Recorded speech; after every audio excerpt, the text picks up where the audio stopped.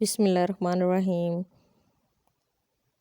آپ دیکھ رہے ہیں میرا یوٹیوب چینل عارفہ عمران مانی، اور آج میں آپ کے لیے لے کے آئی ہوں یہ کپڑوں کے بہت ہی خوبصورت ڈیزائن۔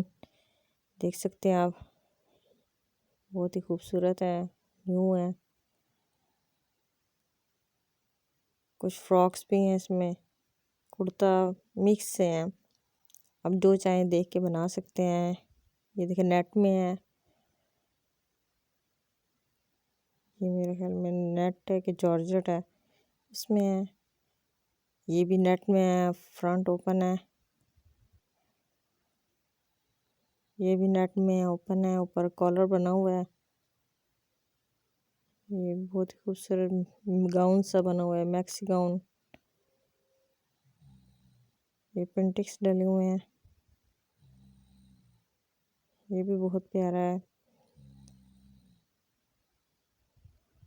یہ تھوڑا انگرکھا سٹائل ہے، کرتا ہے۔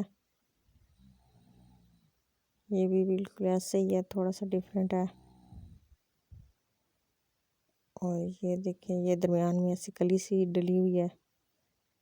یہ دیکھیں آپ، یہ پینٹکس سے ڈلے ہوئے ہیں۔ یہ بھی بہت پیارا ہے۔